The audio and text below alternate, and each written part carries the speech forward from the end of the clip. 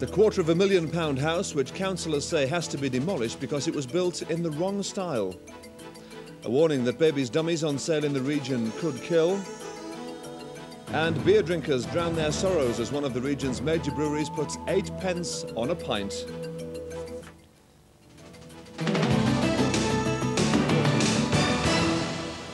Good evening. Also tonight we visit the battling villagers who've defied the bulldozers to save a tree. And we steam back in time for a Victorian day out at the seaside. Good evening. First tonight, a £250,000 house in North Yorkshire may have to be demolished before the owners have even moved in. The house is nearing completion, but Rydale District Council say it's been built in a style which doesn't have planning permission and it will have to come down. The news has come as a shock to the local builder and to the couple who've bought the home. In the village of Scrangham today, work was still going on at the house which is at the centre of the demolition row. Rydale Council says it doesn't have planning permission and has to be bulldozed. Initially, local builders Tudor Homes applied to build the £250,000 Dutch-style property but were turned down. They then submitted plans for a Georgian-style house and it too was turned down.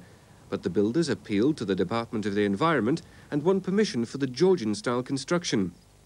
However, council planners were shocked to discover that the original Dutch-style home was instead taking shape. The builders claimed that the D.of.E. ruling meant they could build either style. Not so, says the council. The DOE document is very clear, and we have in fact written to the DOE in the last few weeks seeking confirmation, just in case there was any doubt. They have confirmed that the interpretation from the District Council is correct.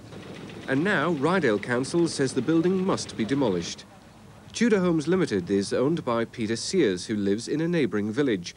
Today he was stunned by the council's decision and wouldn't be interviewed, although he did hand me a statement and reaffirmed his belief that the Environment Secretary had given him permission to build either style of house. The statement says the company is shocked at the decision by Rydale District Council to issue an enforcement notice to demolish the property.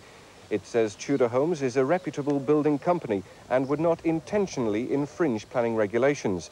It goes on to say that the company has acted in good faith throughout and has the support of local villagers who do like the house style. And it appears that those living right next to the new house have no strong objections. Well, I certainly don't like the garage roof and things like that, but I mean, as far as that goes, it's not, doesn't worry me. Well, I don't think the house looks too bad, personally. You know, I think you could certainly live with it.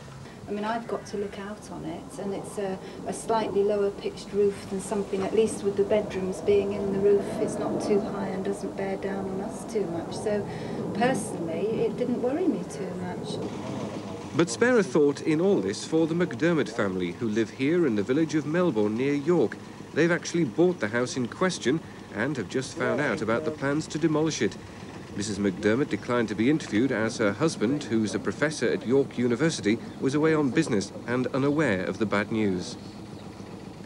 Cleveland Trading Standards Officer... It's harmless enough with its cartoon... Good afternoon. Norman Laws, the Tyneside pensioner who was released today after serving a 2-month jail sentence for not paying his poll tax, says he won't pay his latest community charge demand. The 71-year-old pensioner left Durham jail to be greeted by dozens of his supporters. He told them that despite his unpleasant experiences in... Army bomb disposal experts were called in this afternoon to blow up a suspicious package which was discovered at a solicitor's office in the centre of York. Andrew Friend reports. Gillygate, one of the busiest streets in York, was cordoned off as an army bomb disposal team from Catterick raced to the scene.